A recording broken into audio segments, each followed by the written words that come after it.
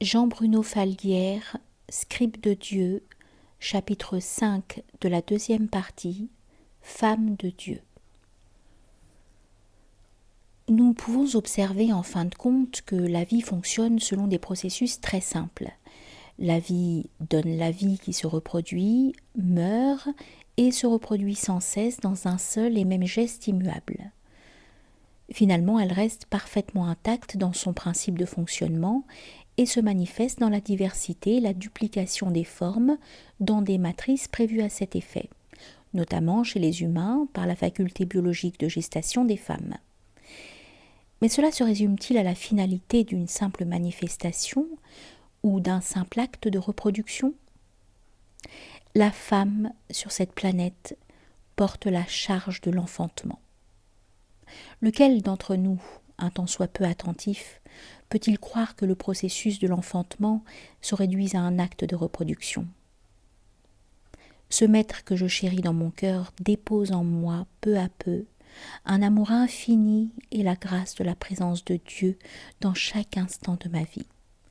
Il y dépose aussi une qualité d'observation neuve qui m'ouvre les yeux sur une autre réalité, y compris celle concernant les processus de reproduction de la vie. Une fois encore, la question s'est posée. Quelle est l'intention cachée au-dedans du vivant à l'œuvre ? Quel est le maître à l'œuvre dans le geste d'accueil instinctif, aimant et miséricordieux de la mère pour l'enfant créé par des mois de gestation dans son ventre ? Quel est le véritable sens de la présence de la femme sur cette planète ? Et quelle est sa vraie place ? Je vois que seule la présence de Dieu est réalité. La réalité du monde et de l'univers, c'est lui et rien d'autre. La réalité de mon humanité, c'est lui et rien d'autre. Tant que nous croyons que nous sommes autres que lui, nous nous égarons dans les images, les formes, et nous restons prisonniers des apparences. Les perceptions changent, et particulièrement une perception insistante et radicalement autre des femmes. Il faut être totalement aveugle pour ne pas voir que l'amour est le maître qui accueille, qui nourrit l'instinct, mais également préside à la gestation de la vie, qui active et engendre tous les phénomènes de manifestation de la vie.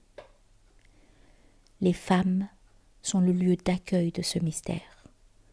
Elles sont le lieu de l'alchimie continuellement naissante de Dieu en l'humain sur cette terre. Voilà pourquoi toute femme est un corps sacré. Peu importe son apparence et ses attitudes sur terre, lorsqu'elle porte un enfant, elle accouche d'une manifestation des possibles infinis de lui. Si elle ne porte pas d'enfant, elle reste et manifeste par sa seule existence toutes les possibles de lui et accouche toujours par sa seule présence de son éternité. L'homme doit l'honorer, l'aimer et la protéger, comme s'il maintenait hors de toute atteinte le lieu initiatique de Dieu. La pire des mégères reste un temple sacré de lui. Tous les sourires, toutes les larmes, toutes les miséricordes sont le fruit de son féminin. Ce que nous appelons féminin est le secret de la concavité de l'humain dans la créature humaine, son lieu d'accueil à la compassion et à la miséricorde. Je vois poindre l'aube d'une prière universelle qui siège dans le mystère du corps de la femme, un corps subtil qui a le pouvoir de muter l'homme en temple de la féminité de Dieu. L'homme doit apprendre à désirer Dieu dans le désir que la femme lui inspire. Pour cela, il doit profondément la respecter et apprendre à l'aimer sans la posséder. Il y a une sensualité et une tendresse qui ont toujours été un sentier vers lui par le corps de la femme.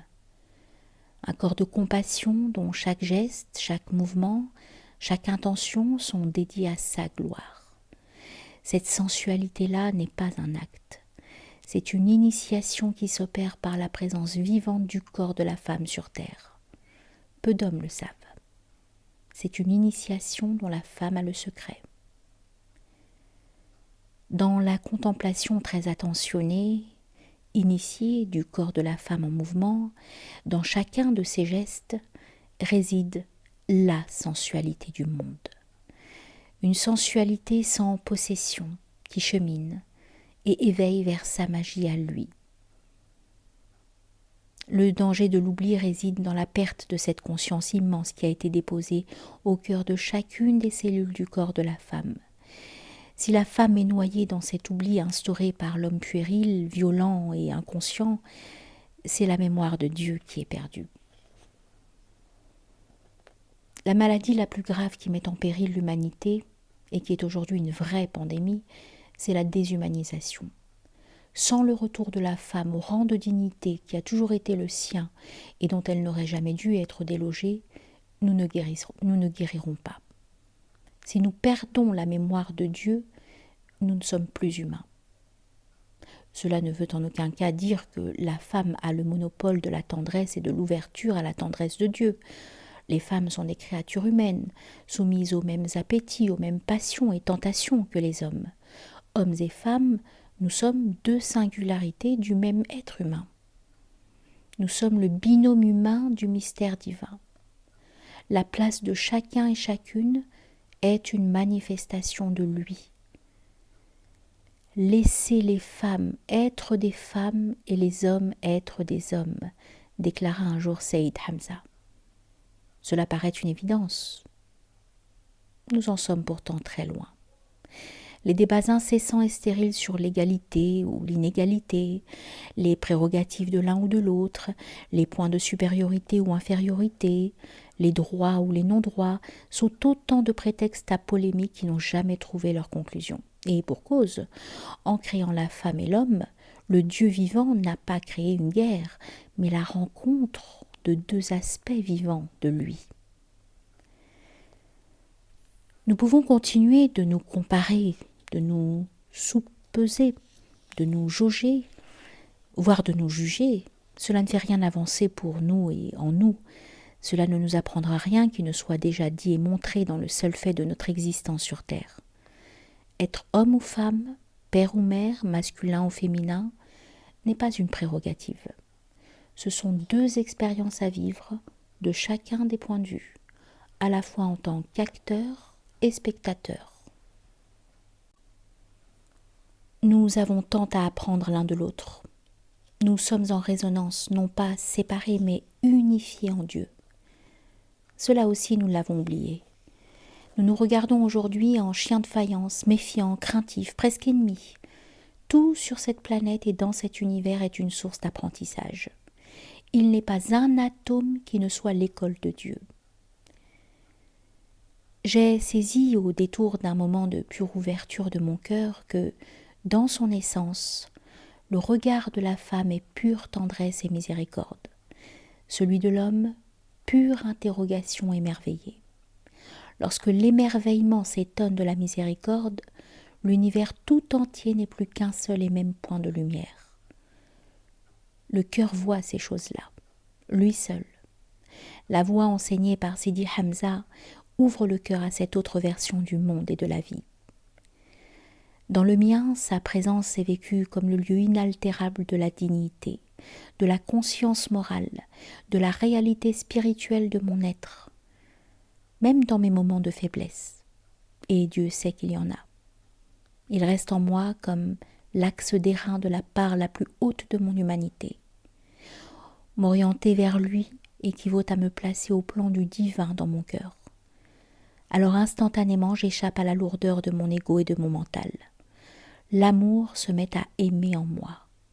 Je me sens allégée de toutes les mesquineries de la vie socio-collective qui encombrent mon âme.